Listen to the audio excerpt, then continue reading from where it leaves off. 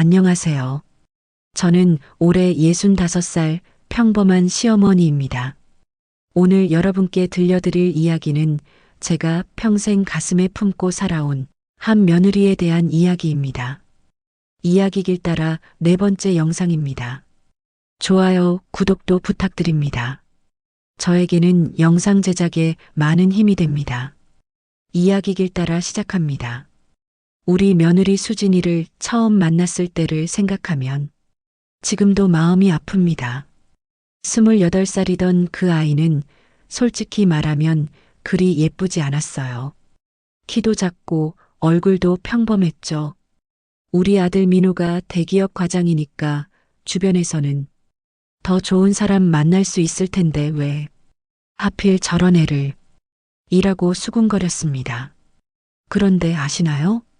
그 아이가 우리 아들을 얼마나 좋아했는지를요. 마치 세상에서 가장 소중한 보물을 다루듯이 민호의 모든 것을 받아주고 따라다녔어요. 아들이 늦게 들어와도 문 앞에서 기다리고 좋아하는 음식 해주려고 새벽부터 일어나서 장을 보러 가고요. 엄마, 수진이는 정말 좋은 사람이에요. 저를 이렇게 사랑해주는 사람 또 없을 거예요. 아들이 그렇게 말할 때 저는 속으로 생각했어요. 사랑이라고? 그냥 매달리는 거 아닌가? 결혼식 날 수진이는 그렇게 행복해 했어요. 화장을 진하게 해도 예뻐 보이지 않는 얼굴이었지만 그날만큼은 정말 빛이 나더라고요. 우리 아들 손을 잡고 걸어가는 모습을 보며 저는 복잡한 마음이었습니다. 잘할 수 있을까? 우리 아들을 행복하게 해줄 수 있을까? 결혼 후 수진이는 학원에서 국어를 가르치며 살림을 꾸려나갔어요. 아이는 없었지만 그래도 나름 평온해 보였죠. 하지만 시간이 지날수록 뭔가 이상했습니다. 우리 민호가 점점 바빠지면서 집에 들어오는 시간이 늦어졌어요. 과장이 되고 나서는 더 심해졌죠. 새벽에 들어와서 아침에 나가는 일이 다반사였습니다. 여보, 오늘은 좀 일찍 들어와요. 같이 저녁 먹어요. 수진이가 그렇게 말해도 민호는 피곤하다며 소파에 누워버리곤 했어요. 주말에도 골프 약속이 있다며 나가버리고요. 한 번은 수진이가 저희 집에 와서 울면서 말했어요. 어머니, 민호 오빠가 저한테 관심이 없는 것 같아요. 제가 뭘 잘못했을까요? 그때 저는 뭐라고 대답해야 할지 몰랐어요. 사실 우리 아들이 수진이를 대하는 모습을 보면 마치 당연한 것처럼 여기는 것 같았거든요. 집안일도 뒷바라지도 모두 수진이가 하는 게 당연하다는 듯이 남자들이 다 그래. 바쁘니까 이해해줘야지. 그렇게 말하면서도 제 마음 한구석에서는 미안한 감정이 들었어요. 어느 날 수진이가 임신 소식을 가져왔을 때 저는 정말 기뻤어요. 드디어 우리 집에도 아이가 생긴다니. 하지만 민호의 반응은 시큰둥했어요. 아, 그래. 조심해서 다녀. 그게 전부였어요. 수진이의 얼굴이 순간 어두워지는 걸 저는 놓치지 않았습니다. 임신 기간 동안 수진이는 정말 힘들어했어요. 입덧도 심하고 몸도 많이 부었는데 민호는 여전히 바빴죠. 병원 검진도 혼자 다니는 일이 많았어요. 어머니, 저 혼자 아이를 키울 수 있을까요? 그 말을 들었을 때 제 가슴이 먹먹해졌어요. 29살 어린 며느리가 얼마나 불안했을까요? 드디어 우리 손자 준이가 태어났을 때 민호도 잠깐은 좋아했어요. 하지만 아이가 밤에 울면 짜증을 내고 육아는 온전히 수진이 몫이 되어버렸죠. 아이 때문에 잠을 못 자겠어. 좀 조용히 시켜줘. 그런 말을 들을 때마다 수진이의 어깨가 조금씩 움츠러드는 것 같았어요. 저는 가끔 수진이를 도우러 갔는데 그 아이가 혼자서 모든 걸 해내려고 애쓰는 모습이 안쓰러웠어요. 젖을 먹이면서도 빨래를 돌리고 아이를 재우면서도 다음 날 학원 수업 준비를 하고요. 수진아, 좀 쉬어. 내가 준이 볼게. 괜찮아요, 어머니. 제가 할게요. 항상 그렇게 말하며 혼자 감당하려 했어요. 마치 자신이 완벽해야만 인정받을 수 있다고 생각하는 것 같았습니다. 준이가 3살 될 무렵 수진이가 많이 야위어 보였어요. 웃음도 줄어들고 말수도 적어졌죠. 한 번은 준이를 데리고 놀이터에 갔다가 다른 엄마들과 이야기하는 걸 봤는데요. 우리 남편은 아이 목욕도 시켜주고 주말에는 꼭 가족 나들이를 가요. 저희 남편도요. 육아 참여를 정말 잘해줘서 수진이는 그냥 조용히 듣고만 있더라고요. 집에 와서 혼자 우는 모습을 본 적도 있어요. 민호에게 몇 번 말해봤지만 돌아오는 대답은 늘 똑같았어요. 엄마, 저도 바빠요. 돈 벌어오는 것만으로도 충분하지 않나요? 집안일은 여자가 하는 거고. 그런 아들이 답답하면서도 저는 수진이에게 더 잘해줘야겠다고 생각했어요. 하지만 그것만으로는 부족했나 봅니다. 준이가 5살이 되고 수진이는 더욱 말이 적어졌어요. 가족 모임에서도 구석에 앉아 있고 말을 걸어도 대답이 짧아요. 무엇보다 그 아이 눈에서 빛이 사라진 것 같아서 제 마음이 아팠습니다. 그러던 어느 날 수진이가 교회에 나가기 시작했다고 하더라고요. 처음에는 좋은 일이지라고 생각했는데 왠지 모르게 불안한 마음이 들었어요.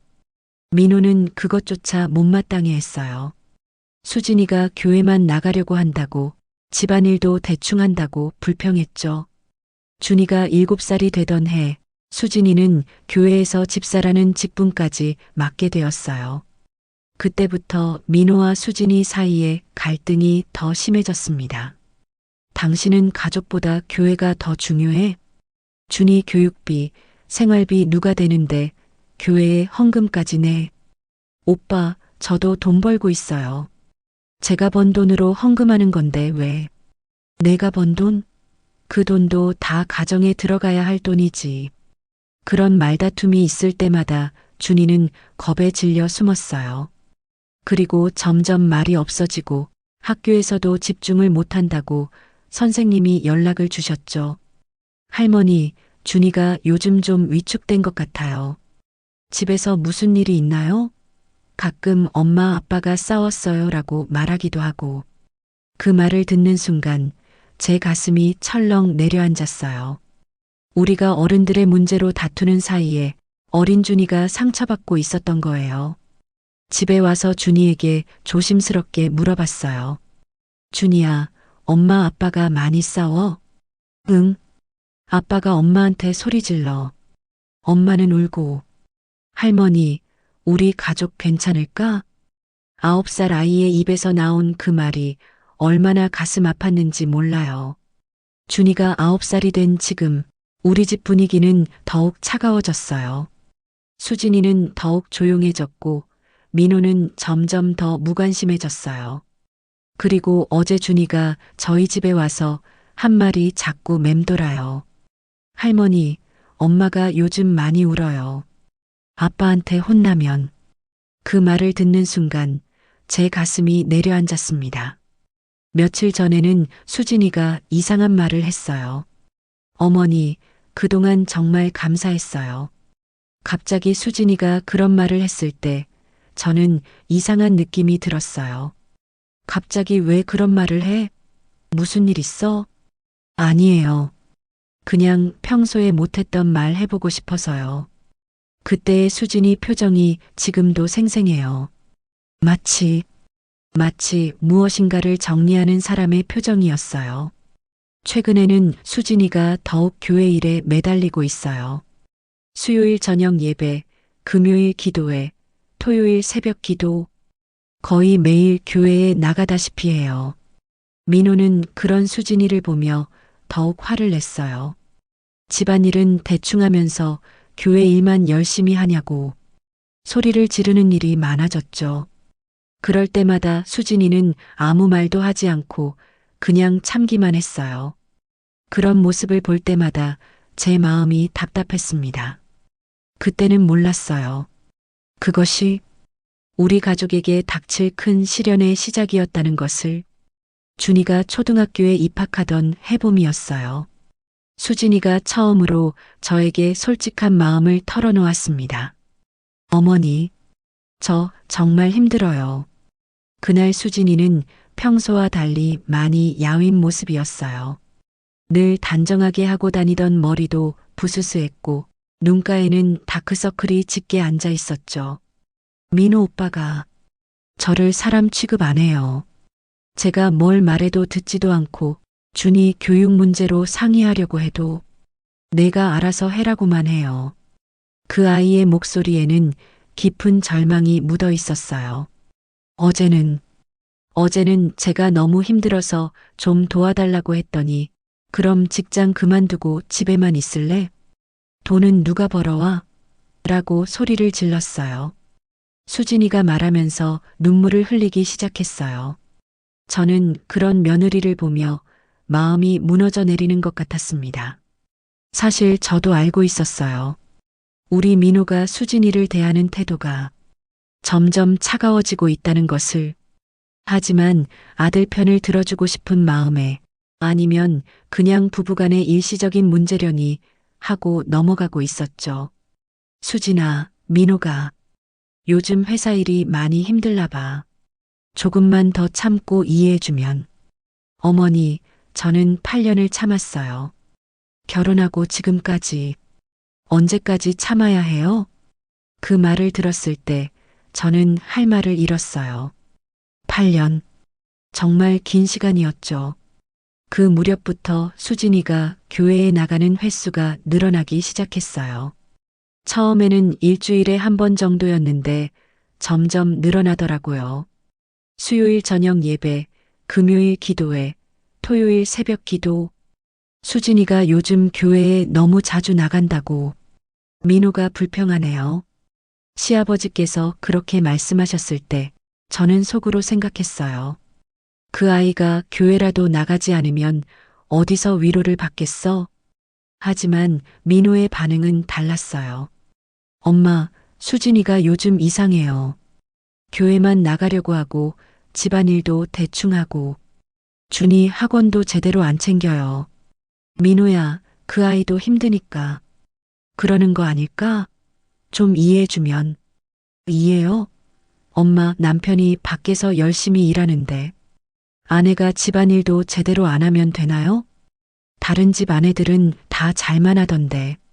그런 아들의 말을 들을 때마다 저는 답답했어요. 언제부터 우리 아들이 이렇게 매정해졌을까요?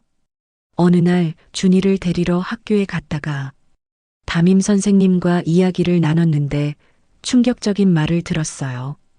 할머니, 준이가 요즘 좀 위축된 것 같아요. 집에서 무슨 일이 있나요? 가끔 엄마 아빠가 싸웠어요 라고 말하기도 하고. 그 말을 듣는 순간 제 가슴이 철렁 내려앉았어요. 우리가 어른들의 문제로 다투는 사이에 어린 준이가 상처받고 있었던 거예요. 집에 와서 준이에게 조심스럽게 물어봤어요. 준이야, 엄마 아빠가 많이 싸워? 응. 아빠가 엄마한테 소리 질러. 엄마는 울고. 할머니, 우리 가족 괜찮을까? 9살 아이의 입에서 나온 그 말이 얼마나 가슴 아팠는지 몰라요. 그 순간 저는 깨달았습니다. 이대로 두면 안 되겠다고. 그날 저녁 민호를 불러서 진지하게 이야기했어요. 민호야, 수진이와 좀 진솔한 대화를 해봐라. 그 아이가 많이 힘들어하고 있어. 엄마, 제가 뭘 잘못했나요? 돈 벌어다 주고 집안 경제 책임지고 수진이가 너무 욕심이 많은 거 아닌가요? 다른 남편들에 비해 저는 충분히 잘하고 있어요. 충분히? 민호야, 마지막으로 수진이와 둘이서 데이트한 게 언제야? 준이랑 가족 여행 간 게 언제고? 엄마, 그런 거 다 돈이에요. 제가 일해야 그런 것도 할 수 있는 거잖아요. 그 말을 들으며 저는 한숨이 나왔어요. 우리 아들이 언제부터 이렇게 경직된 사고방식을 갖게 되었을까요? 한 달 정도 지났을 때 수진이에게서 이상한 변화가 보이기 시작했어요. 평소보다 더 조용해졌고 뭔가 결심한 사람처럼 차분해 보였어요. 어머니, 그동안 정말 감사했어요. 갑자기 수진이가 그런 말을 했을 때 저는 이상한 느낌이 들었어요. 갑자기 왜 그런 말을 해? 무슨 일 있어? 아니에요. 그냥 평소에 못했던 말 해보고 싶어서요. 그때의 수진이 표정이 지금도 생생해요. 마치 무엇인가를 정리하는 사람의 표정이었어요. 그 무렵 수진이가 다니는 교회에서 전도사님이 집에 오셨어요. 저희도 처음 뵙는 분이었는데 수진이를 매우 아끼는 것 같았어요. 수진이 집사님은 정말 신앙이 깊으세요. 기도도 열심히 하시고 교회 일도 헌신적으로 하시고 그 말을 듣고 나서야 알았어요. 수진이가 교회에서는 집사라는 직분까지 맡고 있었다는 것을. 민호는 그 사실을 알고 더욱 화가 났어요. 집사? 집안일도 제대로 못하면서 교회에서는 무슨 집사야? 수진이가 정말 이상해졌어. 그날 밤 수진이와 민호가 크게 싸우는 소리가 들렸어요. 저희 집 아래층에 살고 있었는데도 소리가 들릴 정도였으니까요. 당신은 가족보다 교회가 더 중요해? 준이 교육비, 생활비 누가 대는데 교회에 헌금까지 내. 오빠, 저도 돈 벌고 있어요. 제가 번 돈으로 헌금하는 건데 왜? 내가 번 돈? 그 돈도 다 가정에 들어가야 할 돈이지. 그날 이후로 수진이는 더욱 말이 없어졌어요. 준이도 점점 위축되어 보였고 어느 날은 이런 일도 있었어요. 수진이가 교회 수련회에 가겠다고 했을 때 민호가 펄펄 뛰었어요. 2박 3일? 미쳤어? 준이는 누가 봐? 내가 회사 일로 바쁜데. 오빠 어머니께서 봐주신다고 하셨어요. 그럼 엄마가 고생하잖아. 당신이 엄마야, 아줌마야? 그때 수진이가 한 말이 아직도 기억에 남아요. 오빠, 저는 가끔 숨을 쉬고 싶어요. 숨을 쉰다고? 그게 무슨 소리야? 제가 수진이가 아니라 그냥 저 자신으로 있고 싶을 때가 있어요. 민호는 그 말을 이해하지 못했어요. 아니, 이해하려고 하지 않았어요. 무슨 철학적인 소리를 하고 있어? 엄마는 엄마답게, 아내는 아내답게 살면 되는 거지. 그 대화를 들으면서 저는 가슴이 답답했어요. 수진이가 얼마나 답답했을까요? 그 후로 수진이는 정말 조용해졌어요. 마치 자기 안으로 숨어 들어가는 것 같았어요. 가족 식사 시간에도 거의 말을 하지 않고 물어봐도 네, 아니요로만 대답했어요. 민호는 그런 수진이를 보며 더욱 불만을 표했어요. 엄마, 수진이가 요즘 정말 이상해요. 마네킹같이 살아요. 대화도 안 되고. 그러니까 내가 좀 관심을 가져봐라. 관심이요? 저도 바빠요. 수진이가 먼저 마음을 열어야죠. 그런 대화를 들을 때마다 저는 한숨이 났어요. 어느 주말 수진이가 또 교회에 나간다고 하자 민호가 폭발했어요. 매일 교회. 당신 남편이 누구야? 하나님이야. 내가 남편이야? 오빠, 그런 식으로 말하지 마세요. 그럼 뭐라고 해? 솔직히 말해봐. 나보다 하나님이 더 중요하지? 수진이가 그때 한 대답이 아직도 잊혀지지 않아요. 오빠가 저를 사랑해 주시면 저도 오빠가 제일 중요해질 거예요. 사랑? 내가 안 사랑해? 집도 마련해주고 용돈도 주고 뭐가 부족해? 그게 사랑인가요? 그 말에 민호는 말문이 막혔어요.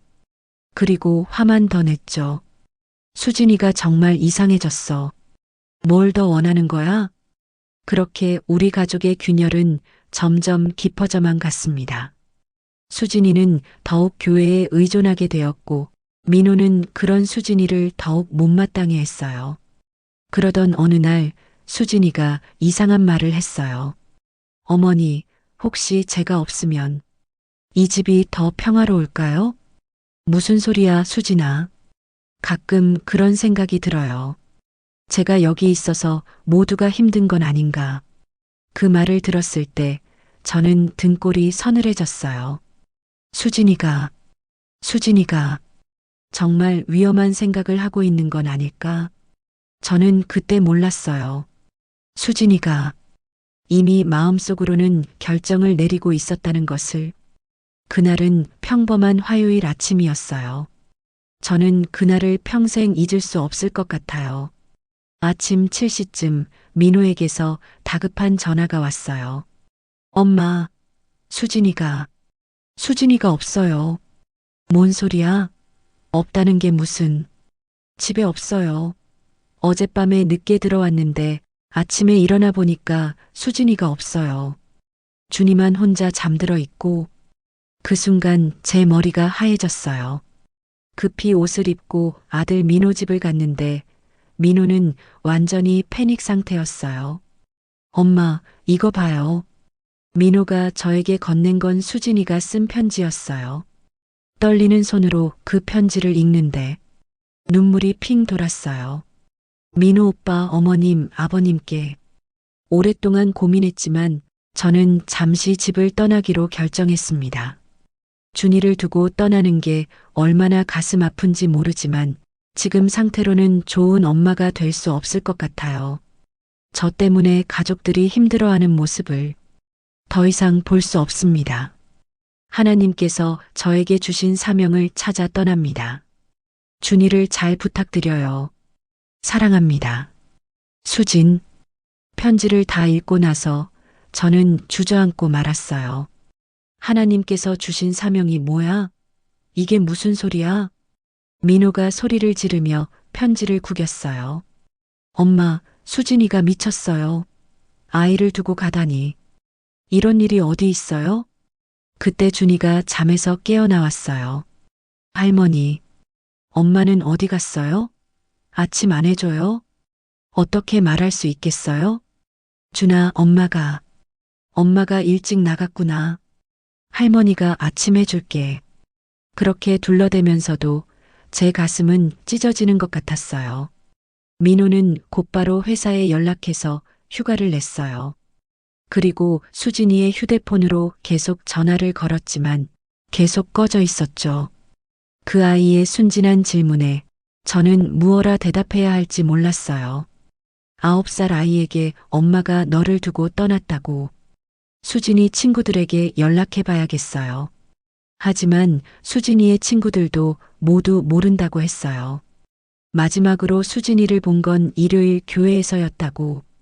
그제서야 민호가 교회에 연락했어요. 전도사님과 통화한 후 민호의 얼굴이 더욱 굳어졌어요. 뭐라고 하던? 수진이가 선교사로 지원했대요. 아프리카 선교. 뭐? 저는 그 말이 믿어지지 않았어요. 아프리카? 선교사? 전도사님 말씀으로는 수진이가 몇 달 전부터 선교사 훈련을 받아왔다고 해요. 그리고 이번 주에 선교지로 떠날 예정이었다고. 그 순간 저는 모든 게 이해됐어요. 수진이가 최근에 보였던 행동들, 마치 무언가를 정리하는 듯한 태도, 갑작스럽게 감사 인사를 했던 것. 미친 짓이야. 가족을 버리고 선교사가 뭐야? 민호가 소리를 질렀지만 저는 다른 생각이 들었어요. 수진이가 얼마나 절망적이었으면 이런 선택을 했을까. 그날 하루 종일 저희는 수진이를 찾아다녔어요. 교회 사람들을 만나보고 선교단체에도 연락했지만 아무도 수진이의 정확한 행방을 알려주지 않았어요. 개인정보라서 말씀드릴 수 없습니다. 가족인데도요? 죄송합니다. 본인의 동의가 있어야. 그 말을 들으며 민호는 주먹을 불끈 쥐었어요. 저녁 무렵 집으로 돌아왔을 때 준이가 혼자 앉아 있었어요.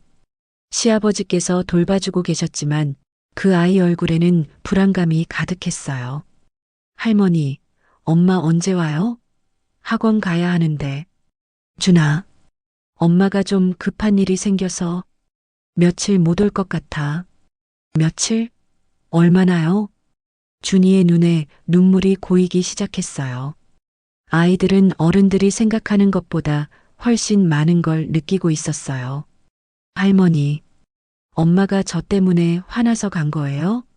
제가 말 안 들어서요? 그 말을 듣는 순간 제 눈물이 터져 나왔어요.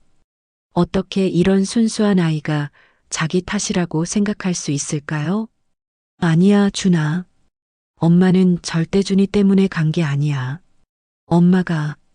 엄마가 잠깐 혼자만의 시간이 필요해서 그런 거야. 그날 밤 준이를 재우고 난 후 저와 민호, 시아버지는 심각한 대화를 나눴어요. 이제 어떻게 할 거야? 시아버지께서 물으셨을 때 민호는 단호하게 말했어요. 찾아올 때까지 기다려야죠. 하지만 돌아와도 용서 못해요. 아이를 두고 가다니. 이건 엄마로서 해서는 안 될 짓이에요. 민호야, 그래도 수진이가 왜 그런 선택을 했는지 생각해 봐야 하지 않겠니? 엄마, 무슨 이유가 있어도 아이를 버리고 가면 안 되는 거잖아요. 다른 가정들은 다 잘 사는데 우리만 왜 이런 일이 생겨요? 그 말을 들으며 저는 답답했어요. 민호는 아직도 자신의 잘못을 인정하지 않고 있었어요. 다음 날부터 저는 본격적으로 수진이를 찾기 시작했어요. 혹시나 해서 수진이의 친정 어머니께도 연락드렸는데, 어머니, 수진이 소식 들으셨어요? 네. 무슨 소식이요? 수진이의 어머니도 전혀 모르고 계셨어요. 딸이 집을 나갔다는 사실조차. 어머 세상에. 수진이가 왜 그런 짓을. 죄송해요, 어머니. 저희가 수진이를 잘 못 돌봤나 봐요. 아니에요, 사돈댁 어머니. 우리 수진이가 너무 성급했어요. 아무리 힘들어도 아이를 두고 갈 수는 없는 거 아니에요? 하지만 통화를 하면서 저는 느꼈어요. 수진이의 어머니도 딸의 마음을 제대로 헤아리지 못하고 있다는 것을. 3일째 되는 날, 저는 준이의 담임 선생님으로부터 전화를 받았어요. 할머니, 준이가 학교에서 계속 울고 있어요. 수업 시간에도 집중을 못하고. 혹시 집에 무슨 일이 있나요? 선생님, 사실은 그 순간 저는 어떻게 말해야 할지 몰랐어요. 아이 엄마가 집을 나갔다고 말하기가 너무 부끄러웠어요. 준이 어머니께서 잠깐 몸이 아프셔서 며칠 계시지 못하게 됐어요. 아, 그렇구나요. 그럼 준이에게 특별히 신경 쓰겠습니다. 전화를 끊고 나서 저는 거짓말을 한 자신이 한심했어요. 일주일이 지났어요. 수진이는 여전히 연락이 없었고 집안 분위기는 점점 더 무거워졌어요.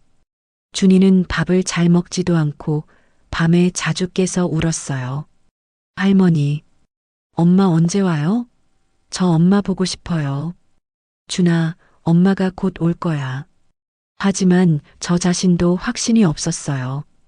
민호는 점점 더 완고해졌어요. 엄마, 수진이 찾지 마세요. 저희는 이제 수진이 없이 살 거예요. 민호야, 그래도 준이 엄마인데. 엄마 노릇 제대로 못하는 사람이 무슨 엄마예요? 저는 정말 실망했어요. 그래도 엄마, 저는 결심했어요. 수진이가 돌아와도 받아주지 않을 거예요. 그 말을 듣고 저는 가슴이 답답했어요.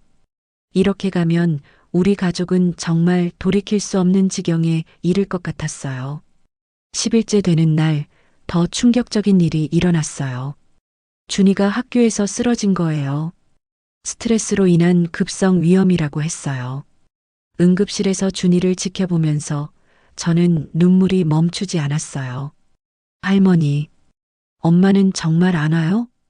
산소 마스크를 쓴 준이가 힘없이 물었을 때 저는 더 이상 참을 수 없었어요. 준아, 할머니가 꼭 엄마 찾아올게. 정말이요? 응, 정말이야. 그날 밤 저는 마음을 굳게 먹었어요. 아들이 뭐라고 하든 수진이를 찾아 나서겠다고. 2주가 지났을 때 저는 충격적인 사실을 알게 됐어요. 교회 집사님을 통해 들은 이야기였는데 수진이가 교회에서 상담을 받을 때 했던 말이었어요. 수진이 집사님이 그러시더라고요. 저는 존재 자체가 가족들에게 부담인 것 같아요. 예쁘지도 않고 능력도 없고 남편은 저를 사랑하지 않고 아이도 제가 부족한 엄마라고 생각할 거예요 라고 말이에요. 그 말을 듣는 순간 저는 머리를 망치로 얻어맞은 것 같았어요. 그리고 제가 없으면 모두가 더 행복할 것 같아요 라고도 하셨대요. 저는 그제서야 깨달았어요. 수진이가 얼마나 깊은 상처를 받고 있었는지, 그리고 우리가 얼마나 그 아이의 마음을 모르고 있었는지. 그날 밤 준이가 잠든 후 저는 혼자 울었어요. 우리가 수진이를 이 지경까지 몰아간 게 아닐까 하는 생각에 3주째 되는 날 저는 더 이상 기다릴 수 없었어요. 민호와 민호 아빠에게 제가 수진이를 찾으러 다녀오겠어요. 어머니, 그러지 마세요. 민호가 말렸지만 저는 마음을 바꾸지 않았어요. 민호야, 준이라도 생각해봐라. 이 아이가 매일 엄마를 찾으며 우는데 그것도 수진이가 책임져야 할 일이에요. 책임이고 뭐고 지금 중요한 건 준이야. 이 아이가 병까지 났는데 그날 저는 결심했어요. 전국을 다 뒤져서라도 수진이를 찾아내겠다고. 며느리를 잃고 손자가 병들어가는 모습을 보면서 저는 깨달았어요. 이 가족을 지키는 것은 이제 저의 몫이라는 것을. 준이가 하루가 다르게 시들어가는 모습을 보면서 이 아이를 위해서라도 엄마를 찾아와야겠다고 다짐했습니다. 어머니, 그만하세요. 수진이 스스로 선택한 일이에요. 민호는 여전히 차갑게 말했지만 저는 포기할 수 없었어요. 첫 번째로 간 곳은 수진이가 다녔던 교회였어요. 전도사님과 다시 만나 자세한 이야기를 들어봤습니다. 수진이 집사님이 선교사 지원을 하게 된 건 깊은 신앙심 때문이 아니라 도피하고 싶은 마음이 더 컸던 것 같아요. 도피요? 네, 가정에서 받은 상처들로 너무 힘들어 하셨어요. 하나님께서 저에게 다른 길을 준비하신 것 같다고 하시면서 전도사님의 말을 들으며 저는 가슴이 아팠어요. 수진이가 하나님을 만난 게 아니라 하나님께 도망치려고 했던 거였네요. 혹시 어느 지역으로 갔는지 아세요? 확실하지는 않지만 아프리카 케냐로 간다고 하셨던 것 같아요. 하지만 먼저 국내에서 몇 개월 훈련을 받는다고. 그 말을 듣고 저는 희망을 품었어요. 아직 국내에 있을 수도 있다는 생각에 집으로 돌아와서 인터넷으로 선교단체들을 찾아봤어요. 65살에 제가 컴퓨터를 하는 게 쉽지 않았지만 준이가 도와줘서 겨우겨우 정보를 찾을 수 있었어요. 할머니, 엄마 찾고 있어요? 응, 준아. 할머니가 꼭 엄마 찾아올게. 정말요? 엄마가 다시 우리랑 살 거예요? 준이의 희망에 찬 눈빛을 보면서 저는 더욱 다짐했어요. 이 아이를 위해서라도. 첫 번째 여행지는 경기도 양평이었어요. 그곳에 큰 선교 훈련원이 있다고 해서 찾아갔죠. 새벽 5시에 일어나 첫 차를 타고 갔는데 도착해 보니 그곳에는 수진이가 없었어요. 죄송합니다. 개인정보는 알려드릴 수 없어요. 제가 시어머니인데도요? 손자가 엄마를 찾고 있어요. 규정이라서. 그렇게 첫 번째 시도는 실패했어요. 두 번째는 충청도 대전의 선교단체였어요. 거기서도 마찬가지였죠. 혹시 이런 분 보셨어요? 수진이 사진을 보여주면서 물어봤지만 대답은 항상 같았어요. 한 달 동안 저는 전국의 선교단체들을 찾아다녔어요. 경상도, 전라도, 강원도.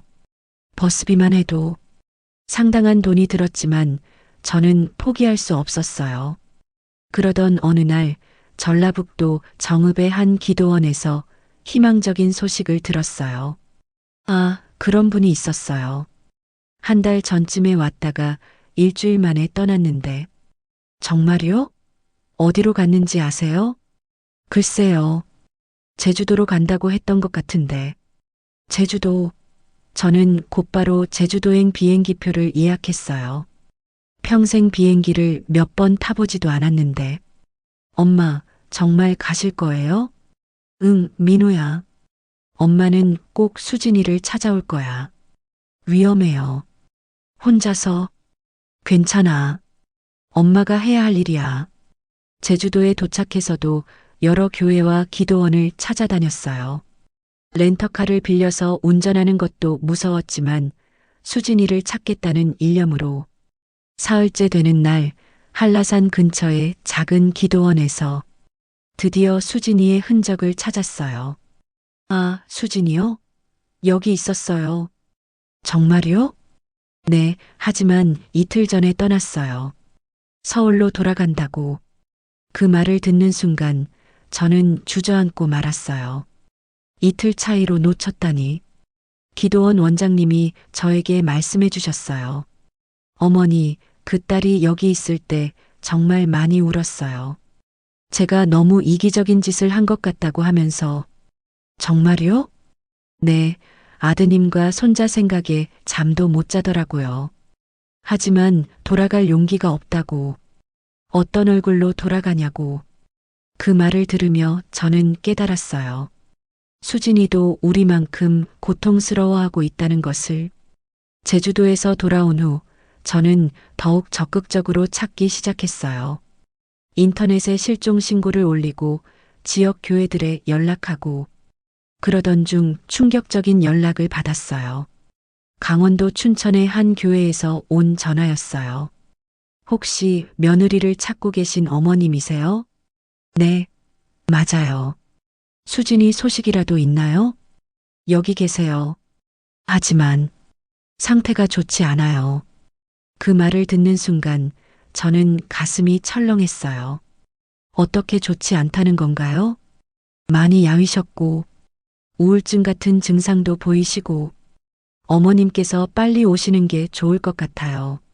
저는 곧바로 춘천으로 향했어요.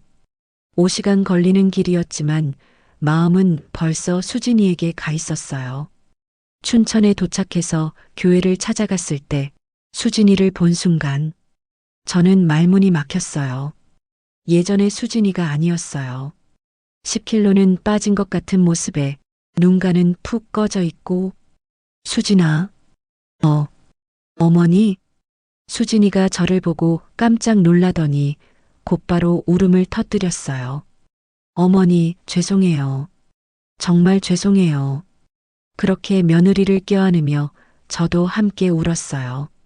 2달간의 수색 끝에 드디어 찾은 우리 며느리. 수진아, 괜찮아. 이제 집에 가자. 어머니, 저는 어떤 얼굴로 준이를 봐야 해요? 준이가 엄마를 얼마나 기다리는지 아니? 매일 울면서 언제 오냐고 묻는다. 그 말을 들은 수진이가 더욱 오열했어요. 제가 너무 이기적이었어요. 아이를 두고 나오다니. 이제 됐어. 우리 집에 가자. 준이가 기다린다. 하지만 수진이는 쉽게 결정을 내리지 못했어요.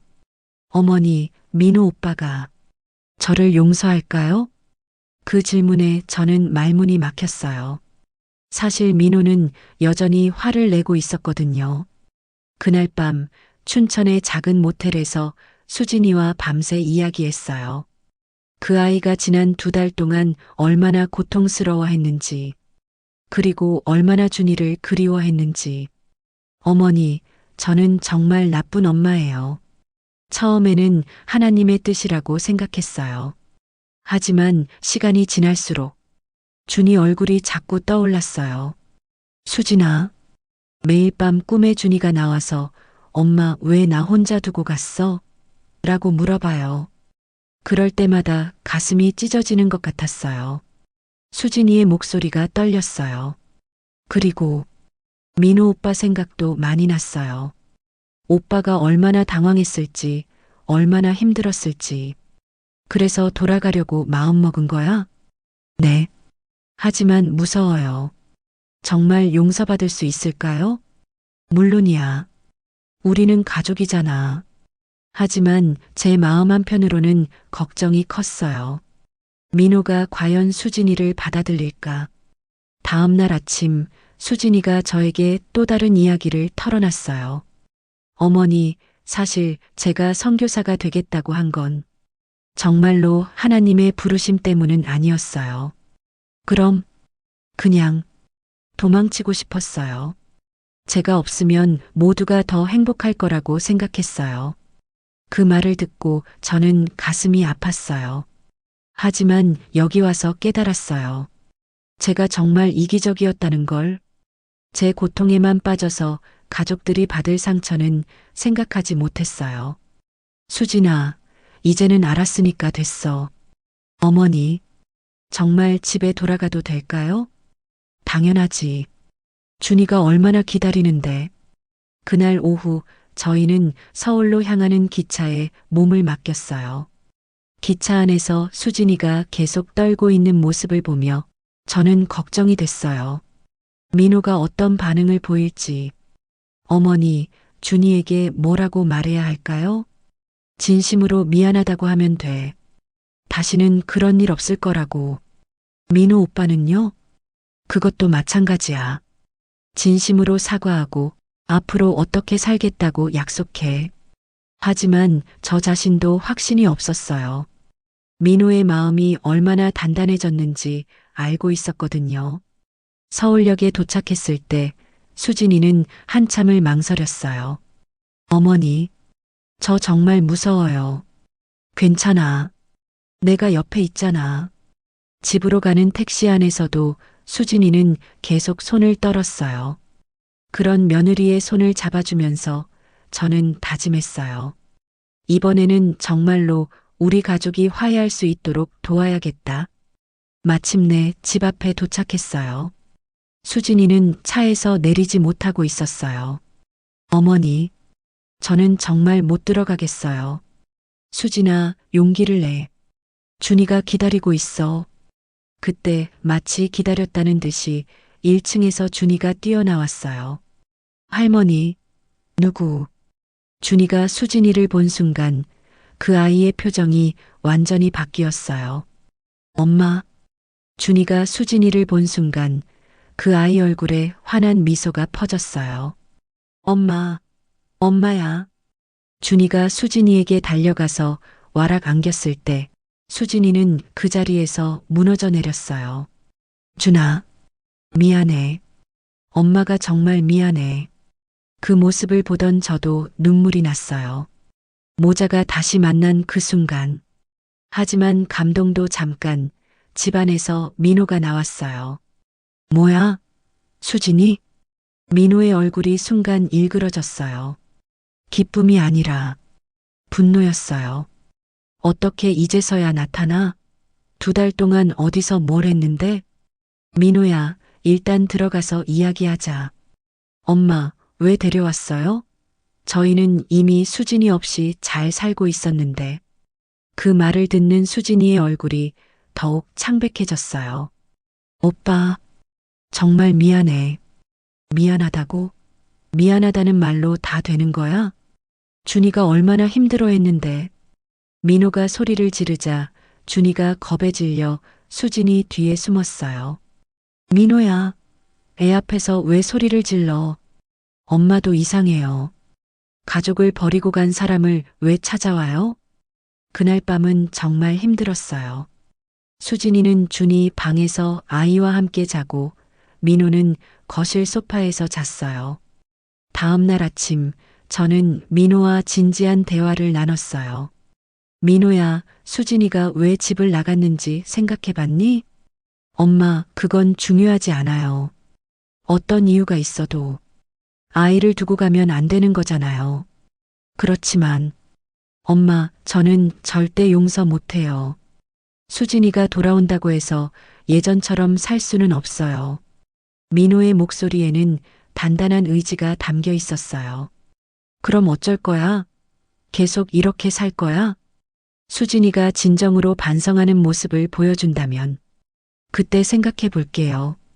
하지만 민호가 원하는 반성이 무엇인지는 명확하지 않았어요. 일주일이 지나면서 집안 분위기는 더욱 어색해졌어요. 수진이는 눈치를 보며 집안일을 했고 민호는 말도 제대로 안 했어요. 어머니, 저 그냥 나갈까요? 이렇게 있으니까 더 힘든 것 같아요. 안 돼, 수진아. 조금만 더 기다려보자. 하지만 상황은 점점 악화됐어요.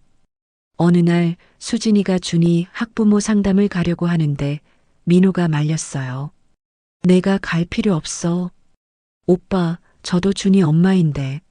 엄마, 2달 동안 아이를 버리고 간 사람이 엄마야? 그 말을 듣고 수진이가 울음을 터뜨렸어요.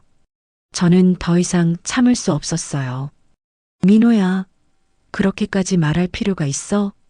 엄마는 왜 계속 수진이 편만 들어요? 저는 2달 동안 아이도 돌보고 집안일도 하고 얼마나 힘들었는데요. 그건 알아. 하지만 수진이는 뭐요? 자기 마음대로 나갔다가 자기 마음대로 돌아와서 용서해 달라고? 세상에 그런 법이 어디 있어요? 그때 준이가 끼어들었어요. 아빠 엄마한테 왜 그래? 엄마도 미안하다고 했잖아. 준아, 너는 몰라. 어른들 일이야. 알아요. 엄마가 없을 때 아빠도 많이 울었잖아. 그 말에 민호가 당황했어요. 준아, 그런 말 하는 게 아니야. 맞아요. 아빠도 엄마 없으면 안 되는 거 맞잖아요. 9살 아이의 순진한 말이 오히려 진실을 찔렀어요. 그날 밤 시아버지께서 민호를 불러서 이야기하셨어요. 민호야, 내 마음은 이해하지만 그래도 가족이잖아. 아버지, 저는 정말 실망했어요. 힘들다고 해서 가족을 버리고 가는 게 말이 돼요? 그렇지만 수진이도 나름 힘들었을 거 아니야. 힘들면 이야기하지. 왜 혼자 결정해서 나가요? 민호의 논리도 일리가 있었어요. 하지만 한편으로는 수진이의 마음도 이해됐어요. 그 아이가 그동안 얼마나 외로웠을까. 2주가 지났을 때 결정적인 사건이 일어났어요. 준이가 학교에서 다쳐서 응급실에 가게 됐는데 수진이가 먼저 도착했어요. 괜찮아, 준아. 엄마가 있어. 하지만 민호가 도착해서는 수진이를 밀어냈어요. 비켜봐. 내가 볼게. 오빠, 저도. 아니야. 내가 볼 필요 없어. 그때 의사 선생님이 오셔서 말씀하셨어요. 보호자가 누구세요? 저는 아버지고요. 여기는 어머니입니다. 수진이가 조심스럽게 말했지만 민호가 차갑게 대답했어요. 이 사람은 어머니가 아닙니다. 그 말을 듣는 순간 수진이의 얼굴이 하얘졌어요. 오빠, 병원에서는 제가 혼자 결정할게요. 의사 선생님도 어색한 분위기를 느끼셨는지 당황스러워 하셨어요. 그날 밤 집에 돌아온 후 수진이가 저에게 말했어요. 어머니, 저 정말 나가겠어요. 이렇게 있으면 오히려 모두가 힘들어해요. 수진아, 조금만 더. 아니에요. 민호 오빠 마음을 이해해요. 저는 정말 나쁜 짓을 했어요. 그때 민호가 나타났어요. 그래, 나가는 게 좋겠어. 하지만 준이는 데려갈 생각 마. 오빠, 저는 준이를 데려가려는 게 아니에요.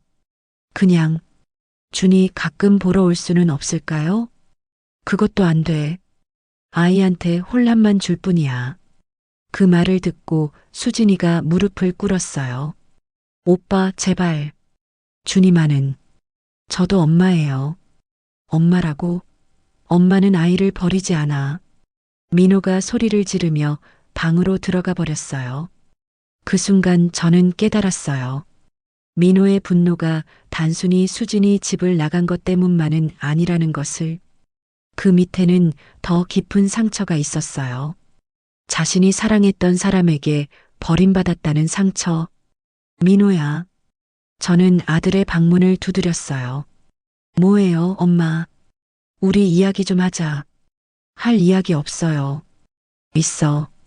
내가 정말 화가 난 이유를 말해봐.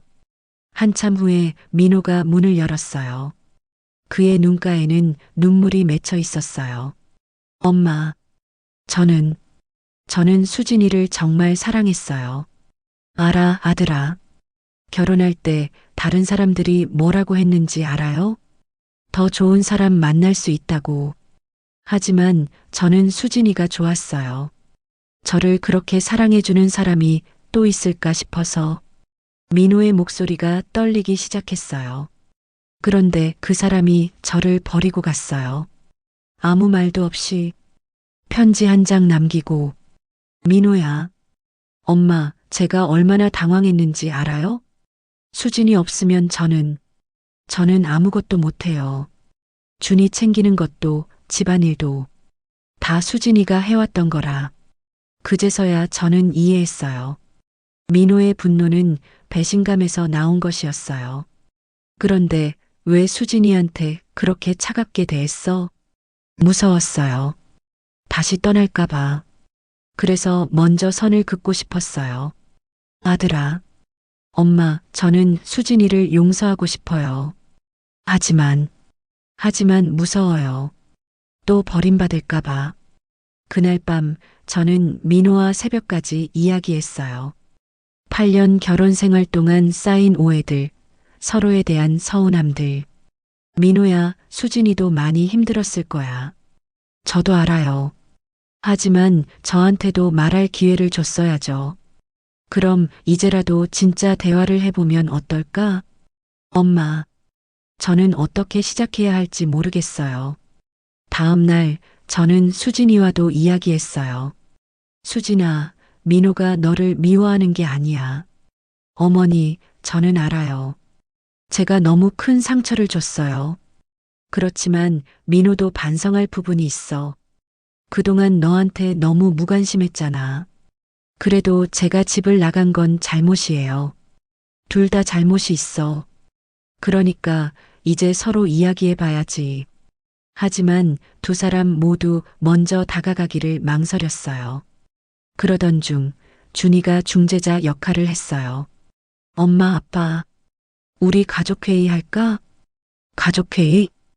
응, 학교에서 배웠는데 가족끼리 문제가 있으면 다 같이 이야기한다고 했어.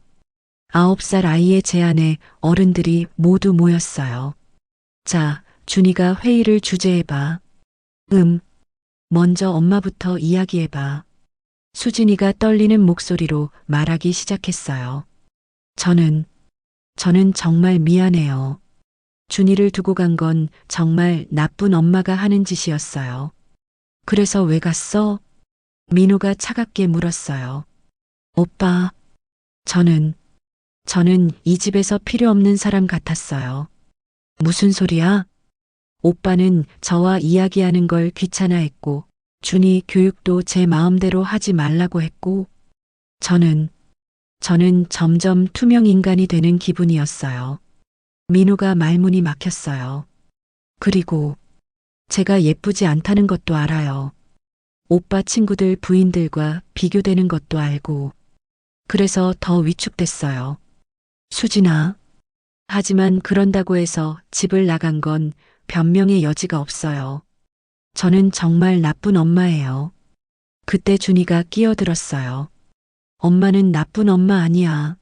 아빠도 엄마 없을 때 울었잖아. 준아. 아빠, 이제 아빠가 이야기해봐. 민호가 한참 고민하더니 입을 열었어요. 수진아, 미안해. 오빠, 내가 너무 당연하게 생각했나 봐. 내가 모든 걸 해주는 걸. 민호의 목소리가 떨렸어요. 사실 너 없을 때 얼마나 힘들었는지 몰라. 준이 밥 챙겨주는 것부터 시작해서 내가 얼마나 많은 일을 했는지 그때서야 알겠더라. 오빠, 그리고 나도 무서웠어. 내가 또 떠날까봐. 그래서 차갑게 대한 거야. 그때부터 두 사람이 진짜 대화를 시작했어요. 오빠, 저는 오빠가 저를 사랑하지 않는다고 생각했어요. 미안해. 표현을 잘 못했나 봐. 나는 너를 정말 사랑해. 8년 만에 처음 듣는 사랑한다는 말에 수진이가 울음을 터뜨렸어요. 오빠, 저도 사랑해요. 정말 많이. 그 모습을 보던 준이가 박수를 쳤어요. 와, 우리 가족 화해했다. 저도 모르게 눈물이 났어요. 드디어, 드디어 우리 가족이 진짜 가족이 된 것 같았어요. 하지만 이것은 시작에 불과했어요. 진짜 화해는 이제부터였으니까요. 가족회의 이후 우리 집에는 조금씩 변화가 시작됐어요. 하지만 8년간 쌓인 상처가 하루아침에 아물 수는 없었죠. 며칠 후 수진이가 저에게 와서 털어놓은 이야기를 들으면서 저는 그동안 얼마나 많은 것을 놓치고 있었는지 깨달았어요. 어머니, 사실 저는 민호 오빠와 결혼하면서부터 열등감에 시달렸어요. 열등감? 네. 오빠 회사 사람들 모임에 가면 다른 부인들은 다 예쁘고 똑똑하고 저는 항상 구석에서 말없이 있기만 했어요. 수진이의 목소리에는 깊은 아픔이 묻어 있었어요. 한 번은 오빠 상사 부인이 민호 씨는 참 좋은 사람인데 왜 하필 이라고 말하는 걸 들었어요. 끝까지 말은 안 했지만 무슨 뜻인지 알겠더라고요. 세상에 그런 일이 그때부터 더 위축됐어요. 오빠에게도 짐이 되는 건 아닌가 싶어서 그 말을 들으며 제 가슴이 아팠어요. 그 어린 며느리가 혼자서 그런 상처를 받고 있었다니. 그리고 준이가 태어나고 나서는 더 힘들었어요. 다른 엄마들은 육아와 일을 완벽하게 해내는 것 같은데 저는 매일매일이 전쟁 같았어요. 수진아, 민호 오빠는 바쁘다는 이유로 육아에 참여하지 않았고 제가 힘들다고 하면 다른 집 아내들은 다 잘하는데 너만 왜 그러냐고 했어요. 그때서야 저는 깨달았어요.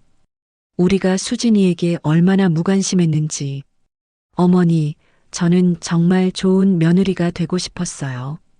그래서 힘들어도 티내지 않으려고 했고, 그래서 혼자 견뎌낸 거구나. 네. 하지만 어느 순간부터는 정말 견딜 수 없었어요. 매일 우울하고 아침에 일어나는 것도 힘들고, 수진이가 말하면서 눈물을 흘리기 시작했어요. 교회에 나가기 시작한 것도 그래서예요. 하나님께라도 의지하고 싶어서. 그런데 민호 오빠는 그것마저도 싫어했죠. 민호가 그랬구나. 어머니, 저는 정말 죽고 싶은 생각까지 했어요. 그 말을 듣는 순간 저는 온몸에 소름이 돋았어요. 수진아, 그런 생각까지 했어? 네. 그런데 준이 생각에 그럴 수는 없었어요. 그래서 선교사로 나가는 게 차라리 나을 것 같았어요.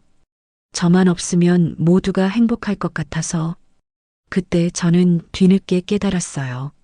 수진이의 선택이 단순한 이기심이 아니었다는 것을, 그 아이가 마지막 희망으로 선택한 것이었다는 것을. 수진아, 그런 마음이었구나. 우리가 정말 몰랐네. 어머니, 저는 어머니만큼은 이해해 주실 거라고 생각했어요. 하지만 감히 말씀드릴 수가 없었어요. 그 말을 듣고 저는 자책감에 빠졌어요. 며느리의 마음을 제대로 헤아리지 못한 시어머니로서 그날 밤 저는 민호와도 진지한 대화를 나눴어요. 민호야, 수진이가 왜 그런 선택을 했는지 이제 좀 이해되니? 엄마, 저도 충격이에요. 수진이가 그렇게 힘들어하고 있었는지 전혀 몰랐어요. 너는 바빠서 몰랐을 수도 있지만 주변에서 수진이한테 상처 주는 말들이 있었던 것 같아. 회사 사람들이요? 응. 수진이가 자기만 없으면 모두가 행복할 거라고 생각할 정도였으니까. 민호가 고개를 떨궜어요. 엄마, 저는 정말 바보였어요. 왜? 수진이가 제일 필요할 때 곁에 있지 못했어요. 오히려 상처만 줬고, 그때부터 민호가 변하기 시작했어요. 다음 날부터 민호는 회사 일이 있어도 일찍 들어오려고 노력했어요. 그리고 수진이와 대화하는 시간을 늘렸죠. 수진아, 오늘 하루 어땠어? 응? 오빠가 물어보다니. 별일 없었어. 앞으로 자주 물어볼게. 너 얘기 듣고 싶어? 처음에는 어색했지만 점점 자연스러워졌어요. 한편으로는 저도 반성하게 됐어요. 그동안 수진이를 어떻게 대했는지. 사실 저도 모르게 수진이를 무시하는 말들을 했었거든요. 수진아, 다른 집 며느리들은 어떻게 하는지 좀 배워봐라. 요즘 며느리들은 시어머니 모시는 마음이 없어서 안 돼. 그런 말들이 수진이에게 얼마나 큰 상처가 됐을지. 어느 날 저는 수진이에게 진심으로 사과했어요.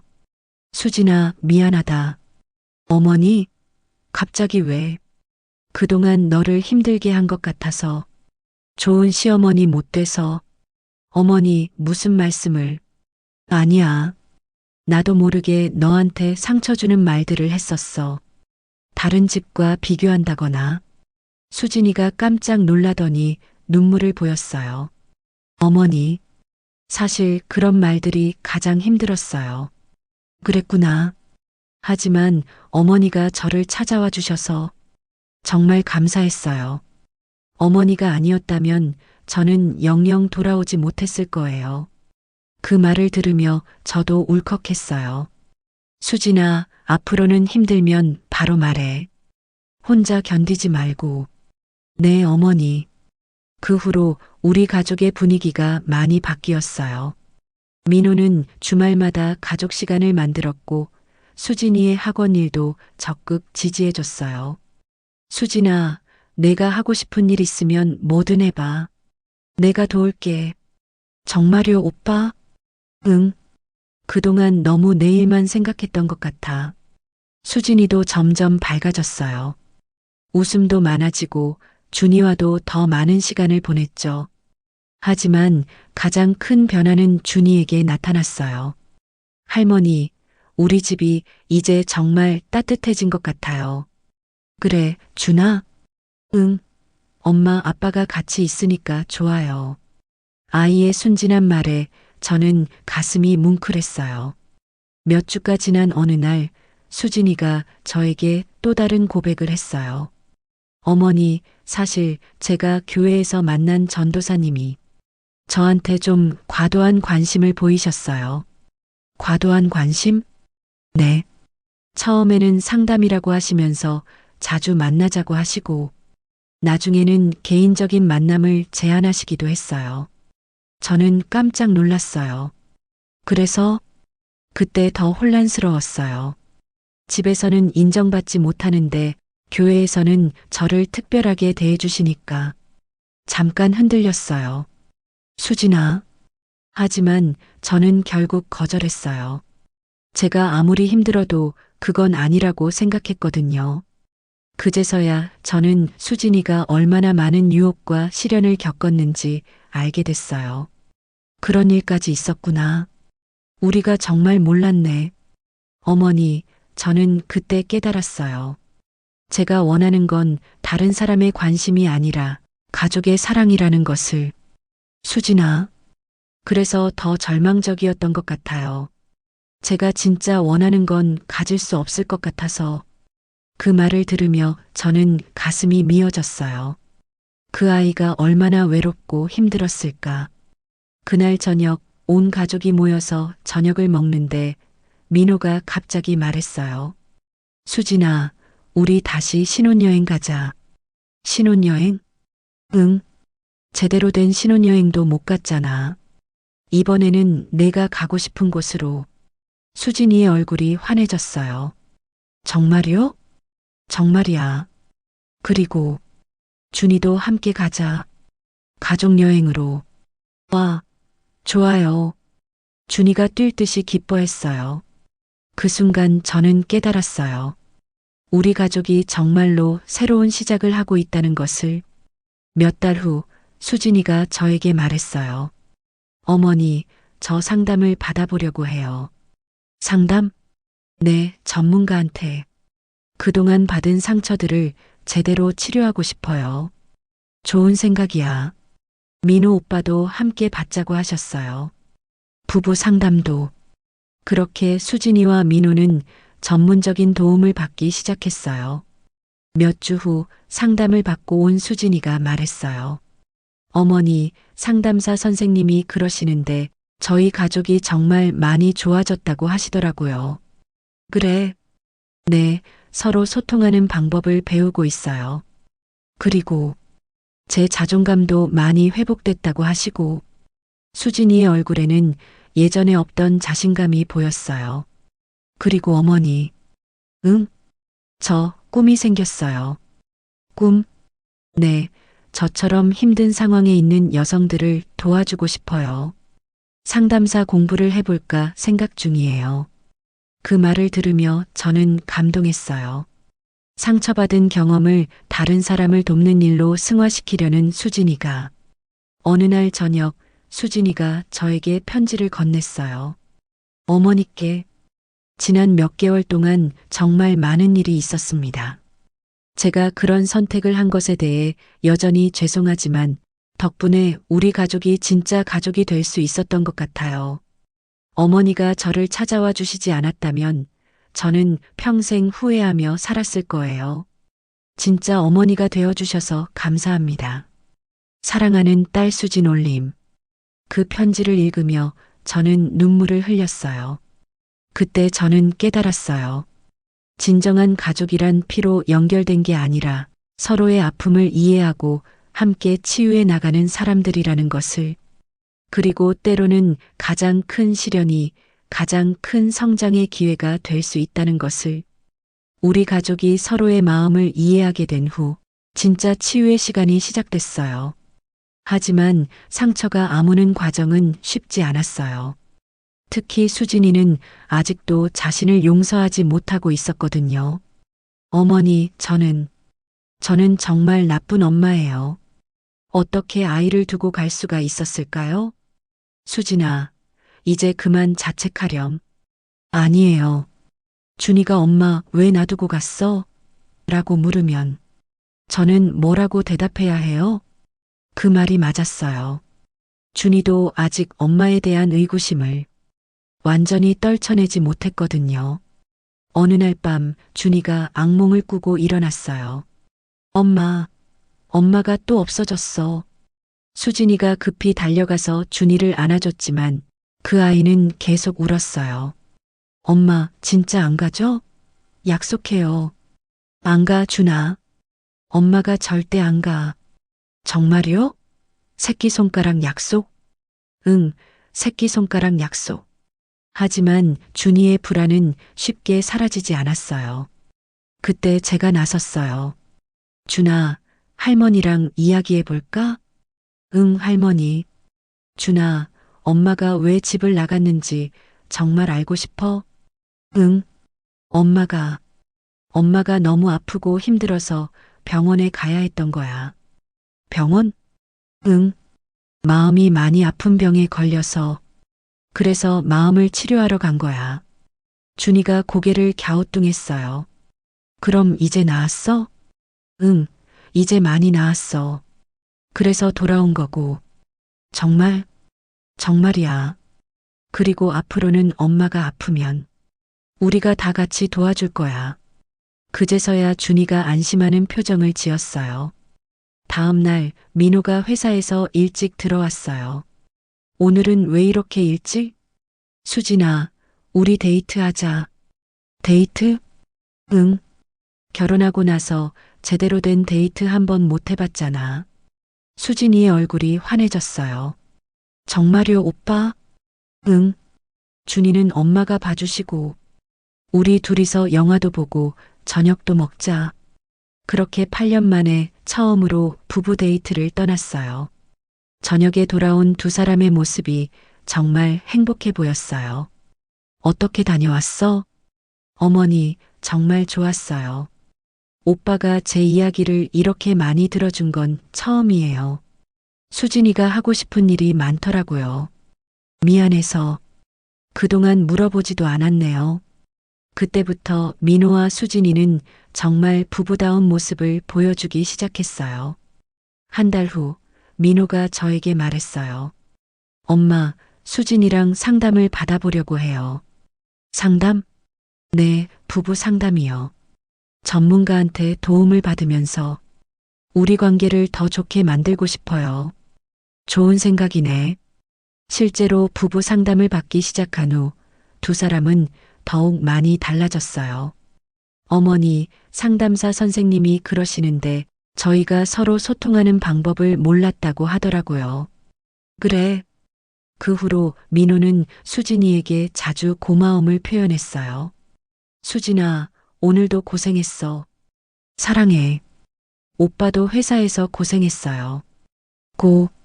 작은 변화였지만 그 변화가 우리 집 분위기를 완전 바꾸어 놓았어요. 가장 기뻤던 건 준이었어요. 할머니, 우리 부모님 요즘 많이 다정해요. 그래, 다행이다. 아빠가 엄마한테 사랑해라고 말하는 거 처음 들었어요. 아이의 순진한 기쁨에 저도 함께 웃었어요.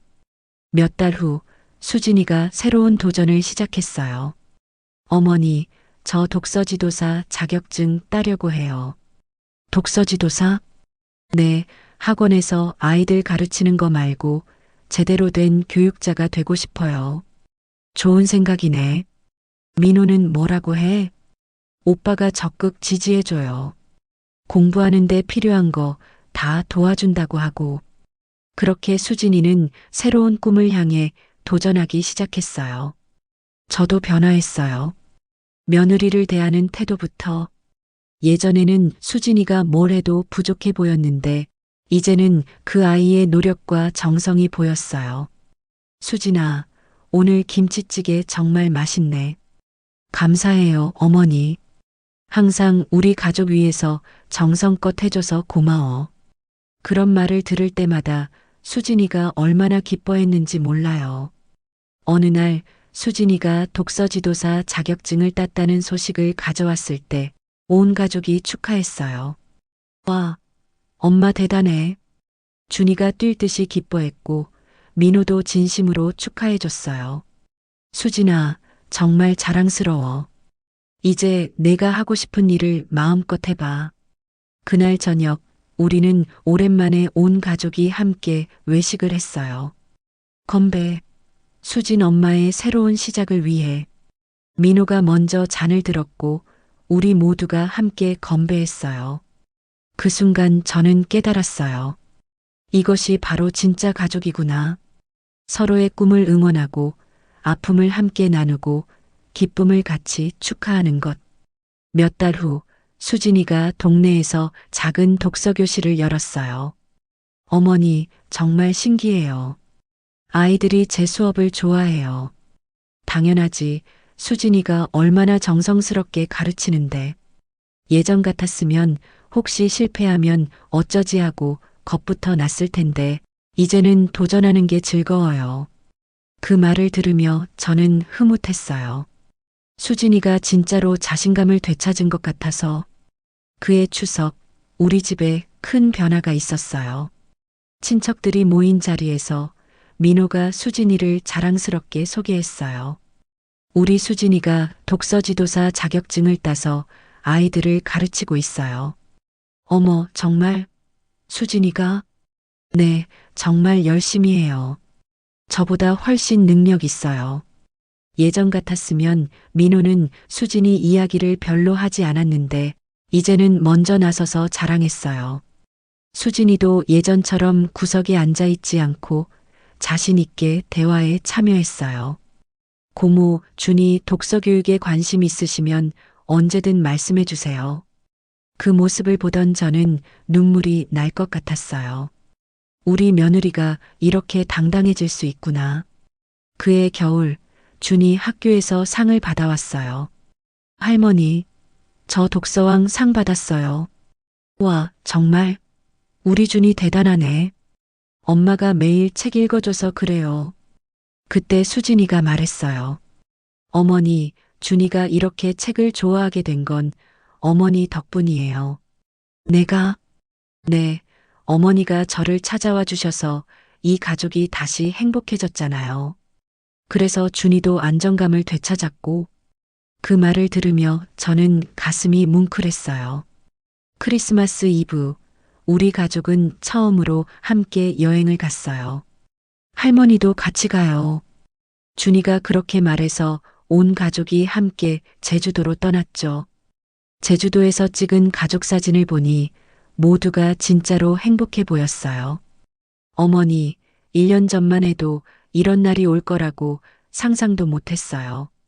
그러게, 정말 많이 달라졌네.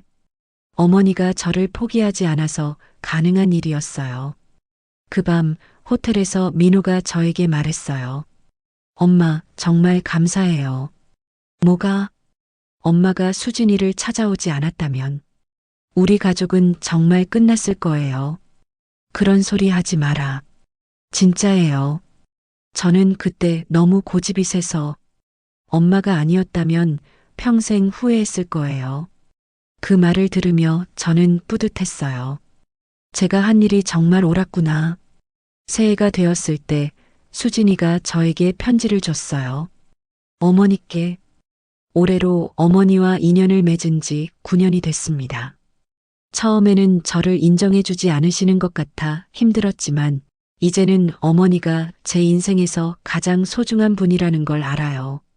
저를 찾으러 전국을 다니시며 고생하신 것, 저를 포기하지 않고 끝까지 믿어주신 것, 평생 잊지 않겠습니다. 진짜 어머니가 되어주셔서 감사합니다. 사랑하는 딸 수진 올림. 그 편지를 읽으며 저는 눈물을 흘렸어요. 진짜 딸이라는 말. 이보다 더 큰 선물이 어디 있을까요? 그 즈음 수진이가 또 다른 소식을 가져왔어요. 어머니, 저 상담사 공부를 본격적으로 시작하려고 해요. 상담사? 네, 저처럼 힘든 상황에 있는 가족들을 도와주고 싶어요. 제 경험이 누군가에게는 큰 도움이 될 수 있을 것 같아서. 좋은 생각이야. 수진이가 하면 정말 잘할 것 같아. 그리고 가족 회복 프로그램도 만들어 보고 싶어요. 가족 회복 프로그램? 네, 저희처럼 갈등을 겪는 가족들이 서로를 이해할 수 있도록 도와주는 거예요. 그 말을 들으며 저는 정말 자랑스러웠어요. 상처받은 경험을 이렇게 값진 일로 승화시키는 수진이가. 몇 달 후 수진이의 첫 번째 상담 프로그램이 시작됐어요. 지역 주민센터에서 하는 작은 모임이었지만 수진이는 정말 열심히 준비했어요. 어머니, 오늘 첫 번째 모임이에요. 너무 떨려요. 괜찮을 거야. 수진이 마음이 진심이니까. 그날 저녁 수진이가 환한 얼굴로 돌아왔어요. 어머니, 정말 좋았어요. 저와 비슷한 경험을 하신 분들이 많더라고요. 그래. 네, 다들 우리만 그런 게 아니구나 하면서 위로받으시는 것 같았어요. 그때 저는 깨달았어요. 가족이란 혈연으로만 이어지는 게 아니라는 것을. 서로를 진심으로 사랑하고 어려울 때 포기하지 않고 함께하는 것이 진정한 가족이라는 것을. 그로부터 2년이 지난 지금 우리 가족은 어떻게 지내고 있을까요? 지금 제 옆에는 11살이 된 준이가 앉아서 숙제를 하고 있어요. 그리고 수진이는 거실에서 내일 수업 준비를 하고 있고 민호는 주방에서 저녁 설거지를 하고 있어요. 네, 맞습니다. 이제 민호가 설거지를 해요. 그것도 자연스럽게. 할머니, 내일 엄마 수업 참관하러 갈 거죠? 당연하지, 준아. 할머니가 빠질 수 없지. 내일은 수진이가 운영하는 사랑의 독서교실 공개 수업이 있는 날이에요. 이제 수진이는 동네에서 유명한 선생님이 되었거든요. 할머니, 엄마 정말 대단한 것 같아요. 친구들이 다 부러워해요. 그럼 우리 엄마가 얼마나 훌륭한데. 2년 전만 해도 상상할 수 없었던 대화예요. 그때 수진이가 다가왔어요. 어머니, 내일 수업에 특별 게스트가 오신대요. 특별 게스트? 네, 교육청에서 우리 교실을 모범 사례로 소개하고 싶다고 해서 장학사님이 오신다고 해요. 세상에, 정말? 네, 처음에는 떨렸는데 이제는 자신 있어요. 제가 하는 일을 사랑하니까요. 수진이의 얼굴에는 자신감이 넘쳤어요. 예전의 위축된 모습은 온데간데 없었죠. 그때 민호가 설거지를 마치고 나왔어요. 무슨 이야기해? 오빠, 내일 교육청 장학사님이 오신다니까 좀 떨려요. 왜 떨려? 우리 수진이가 최고인데. 민호가 수진이를 껴안으며 말했어요. 괜찮아. 평소처럼만 하면 돼. 나도 내일 일찍 나가서 참관하러 갈게. 정말요? 회사 일은 괜찮아요? 괜찮아. 내 아내 수업보다 중요한 일이 어디 있어? 이런 대화를 들을 때마다 저는 기적을 보는 것 같아요. 그날 밤 수진이가 제 방에 왔어요. 어머니, 잠깐 이야기할 수 있을까요? 그럼 만져봐. 어머니, 오늘 한 학부모님이 저한테 그러시더라고요. 뭐라고? 선생님 보면 정말 행복해 보여요. 비결이 뭐예요? 라고. 수진이가 미소를 지으며 말했어요. 그래서 뭐라고 했어? 사랑하는 가족이 있어서요라고 대답했어요. 그 말을 들으며 저는 울컥했어요. 어머니, 저 정말 많이 변했죠? 많이 변했지. 예전에는 매일 나는 왜 이렇게 불행할까 하고 생각했는데, 이제는 나는 왜 이렇게 행복할까 하고 생각해요. 다행이다, 수진아. 그리고 어머니께 꼭 말씀드리고 싶은 게 있어요. 뭔데? 저 상담사 자격증을 땄어요. 정말? 축하해. 네, 그리고 이제 본격적으로 가족 상담센터를 열려고 해요. 그 말을 들으며 저는 정말 자랑스러웠어요. 좋은 생각이야. 수진이가 하면 정말 잘할 것 같아. 몇 달 후 수진이는 정말로 작은 상담센터를 열었어요. 희망 가족 상담센터라는 이름으로. 어머니, 저희 같은 경험을 한 가족들이 정말 많더라고요. 그래. 네, 겉으로는 멀쩡해 보이지만 속으로는 서로 상처받고 있는 가족들. 그런 분들을 도와주는 거구나. 네, 제가 받은 사랑을 나눠주고 싶어요. 그해 여름, 우리 가족에게 특별한 일이 있었어요. 수진이가 운영하는 프로그램이 지역 방송에 소개된 거예요. 가족의 아픔을 치유하는 특별한 프로그램이 있어 화제가 되고 있습니다. 직접 가족 갈등을 극복한 경험을 바탕으로 텔레비전에 나온 수진이를 보면서 온 가족이 함께 울었어요. 엄마 정말 대단해. 준이가 뛸 듯이 기뻐했어요. 수진아, 정말 자랑스러워. 민호도 눈물을 글썽이며 말했어요. 그날 밤 저는 혼자 생각했어요. 3년 전 수진이가 집을 나갔을 때, 그때 제가 포기했다면 어떻게 됐을까? 아마 우리 가족은 영영 회복되지 못했을 거예요. 준이는 엄마 없이 자라야 했을 거고, 민호는 평생 후회하며 살았을 거고, 수진이는 어디선가 혼자 외롭게 지내고 있었을지도 몰라요. 하지만 지금, 작년 추석에는 수진이의 친정 어머니가 오셔서 이런 말씀을 하셨어요. 사돈댁 어머니, 정말 감사해요. 우리 수진이를 이렇게 훌륭하게 키워주셔서. 무슨 말씀을? 수진이가 원래 좋은 아이였어요. 아니에요. 수진이가 그러더라고요. 어머니께서 진짜 어머니가 되어주셨다고. 그 말을 들으며 저는 가슴이 벅찼어요. 올해 초에는 더 놀라운 일이 있었어요. 수진이가 시에서 주는 모범 시민상을 받은 거예요. 가족 회복 프로그램을 통해 지역사회에 기여한 공로를 인정하여 시상식장에서 온 가족이 함께 박수를 쳤을 때 저는 정말 자랑스러웠어요. 그리고 며칠 전에는 이런 일도 있었어요. 준이가 학교에서 내 가족 자랑하기 숙제를 해왔는데 우리 할머니는 슈퍼 히어로예요. 엄마가 없어졌을 때 전국을 다니면서 찾아와 주셨거든요. 우리 가족이 다시 행복해졌어요. 그 글을 읽으며 저는 눈물이 났어요. 어제는 수진이가 저에게 이런 말을 했어요. 어머니, 제가 요즘 꿈이 하나 더 생겼어요. 또 무슨 꿈? 어머니 같은 시어머니가 되는 거예요. 어머니는 저를 포기하지 않으셨잖아요. 저도 언젠가 며느리가 생기면 어머니처럼 진심으로 사랑해주고 싶어요. 그 말을 들으며 저는 깨달았어요. 사랑은 이렇게 대물림되는구나. 지금 저희 집은 매일이 행복해요. 아침마다 수진이가 만들어주는 따뜻한 아침 식사, 민호가 준이와 함께하는 아침 운동, 준이의 밝은 웃음소리. 저녁에는 온 가족이 함께 모여 하루 있었던 일들을 나눠요. 오늘 누가 제일 멋진 일을 했을까? 민호가 그렇게 물으면 모두가 서로를 칭찬하고 함께 나들이를 가거나 집에서 영화를 보며 시간을 보내죠. 가끔 수진이가 상담 때문에 늦으면 민호가 저녁을 준비하고 준이 숙제를 봐줘요. 엄마 오시면 깜짝 놀라시겠다. 그런 준이를 보면서 이 아이가 얼마나 따뜻한 마음을 가진 아이로 자라고 있는지 느껴져요. 얼마 전에는 이런 일도 있었어요. 수진이의 상담센터에 한 가족이 찾아왔는데 저희와 비슷한 상황이었대요. 어머니, 오늘 정말 보람 있었어요. 어떤 일이 있었어?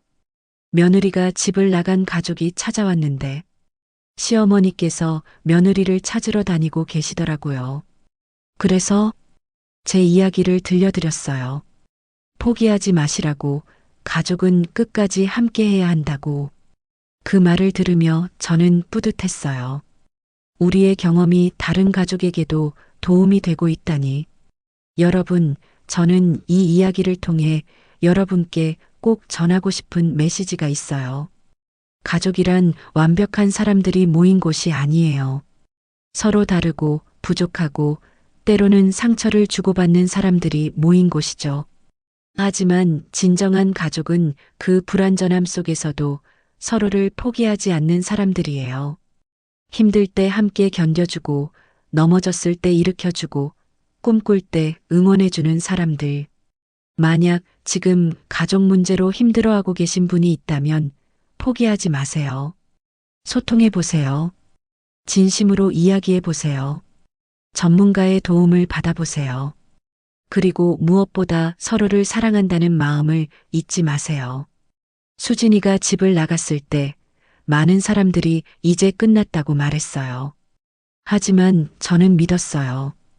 우리가 진짜 가족이라는 것을. 그리고 지금 우리는 예전보다 훨씬 더 강하고 따뜻한 가족이 되었어요. 오늘 저녁에도 수진이가 물을 거예요.